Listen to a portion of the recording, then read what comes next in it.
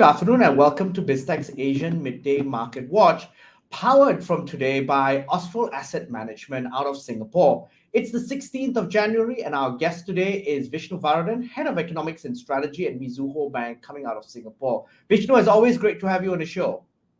Always good to be here. Thanks for having me, Brian. Now, Vishnu, before we get your insights, we're going to take a look at crypto markets and also to take a look and see how regional stock markets have performed in the first half of the day. Bitcoin continues its rise. It's at 21,150, up 2.18%. Ethereum is at 1,572. It's up 3%. Now, looking across to regional stock markets, we start close to home with you at the SGX. That's down 0.19%.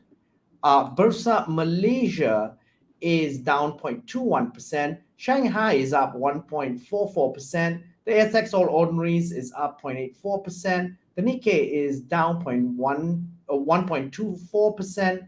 The Hang Seng is up 0.62%. And rounding up the numbers, we've got the Kospi, which is up 0.78%. Now, Vishnu, it's a pretty mixed bag in the market. Tell us why. Well, I mean, we did have the US maintaining a fairly positive tone.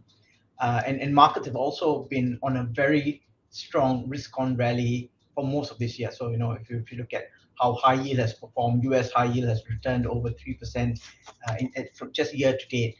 Equity markets are up for the year.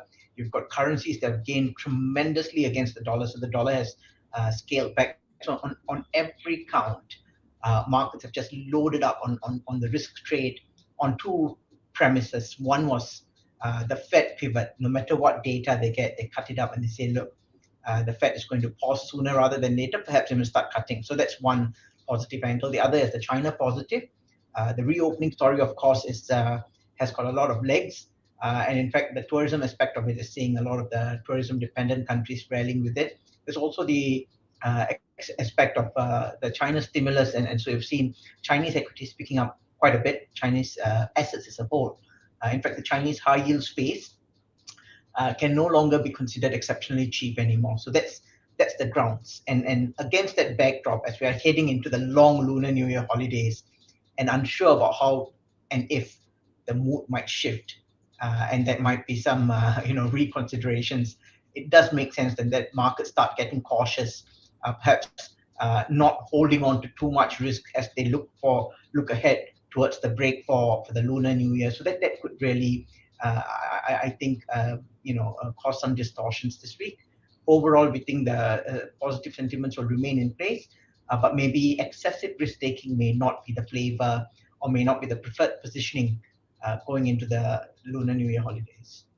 Now, then, what sort of key data and events should we watch out for from now up to the Lunar New Year? It's just a couple of days. It's a public holiday in the US today. So very short trading week this week. For some markets, extremely short trading week next week because Singapore, Malaysia, for example, are closed for 2 trading days. What should we be watching out for? So if you just look at this week and next week together, there are a few normally big hitting data that ought to be coming out. So we've got China GDP coming out, a whole host of China data. We've got Bank Indonesia that's going to announce policy. We're going to have Bank of Thailand as well.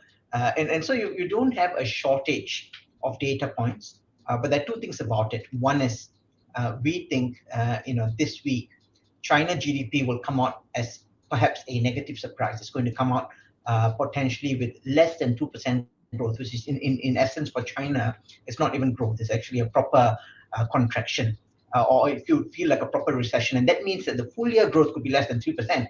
Again, not the best of news for China, but I think markets are going to not just look past it for the positives of the turnaround in sentiments. They may even frame that as an additional boost. And they may say, hang on, because the data is so weak, Beijing may even double down on stimulus. So, perversely, the bad data can have a good outcome from a market perspective. So I think this week, a lot of focus will be on that. Are Bank Negara Malaysia and Bank Indonesia on course for a calibrated 25 basis point hike? In all likelihood, yes. But even then, I don't think markets will balk at it and retrench risk in a big way. Next week, we have more mixed data coming up. So we've got Australian CPI coming up. There'll be some focus on this because it's a quarterly release. We would also have, apart from your Fed speakers, we also have the Bank of Thailand that's going to release its data, and very importantly, you'd have US PCE numbers. That's the GDP measure of inflation. So if and we know the Fed in particular what they target is the core PCE. They want this to come back to the 2% target, and so there'll be a lot of focus on this. And so that may also explain why next week, when a lot of Asia and North Asia is away, US could shift the needle if the Fed narrative is given a jolt by the PCE data. It probably will not. It probably would soften. But there's the uncertainty there, and certainly as the month ends and at the very beginning of February, you get the FOMC meeting. There is a high likelihood the Fed is going to push back against this excessive rallying in the markets. In the Fed's terms, they call this excessive loosening of financial conditions. They think that markets have rallied too much. If indeed they make a statement like that, that can also knock markets back potentially. So I think for these reasons, the data coming out will likely be framed positively by markets, but they are equally cautious because it's a long holiday stretch and the Fed can upend this party.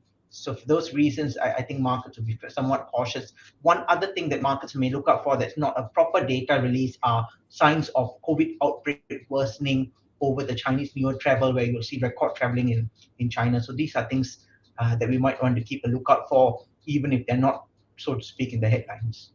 And Vishnu, that is something that I think investors should be cognizant about, because that is often the greatest migration of people at any one period of time during Chinese New Year. And with all the pent up traveling, because China's been in lockdown, you probably are going to see record numbers. And this is probably going to fuel the whole COVID situation in China. That will be really interesting to watch in the weeks after the Lunar New Year period, how this whole thing plays out. That's a really good point. And for that's one reason why we've cautioned about some Q1 disappointment. One of it would be a setback in terms of the expectations of the COVID reopening story or the China stimulus story. But again, under current markets, it's very hard to say decisively and forcefully whether markets would take this as a bit of a reality check mechanism, in which case they hold back, or perversely they play this out as this is the path to herd immunity, and then they double down on their risk on bets. My suspicion is that the surrounding circumstances and the mood would affect that to a large extent. And I think this is where whether markets are able to hold on to the Fed pivot bets become very critical. So yeah, you're absolutely right. The timing of this may be a couple to 3 weeks after Chinese New Year, and that's heading right into the February FOMC meeting. So what the Fed could potentially be party pooper this time around, and we don't know which direction and how close to the face the firecrackers may go. Now, on that note, Vishnu, thank you very much for your insights. Thanks for coming on the show. My pleasure, Brian. Thanks for having me. Now, we've been speaking to Vishnu Varathan, Head of Economics and Strategy at Mizuho Bank, on BizTech's Asian Midday Market Watch, powered by Austral Asset Management. I'm Brian Fernandez. This video and podcast will be on our website, www.biztech.asia, as well as our social media platforms. It will also be on our syndication partners, TV stations, radio stations, and websites. Thanks a lot for tuning in.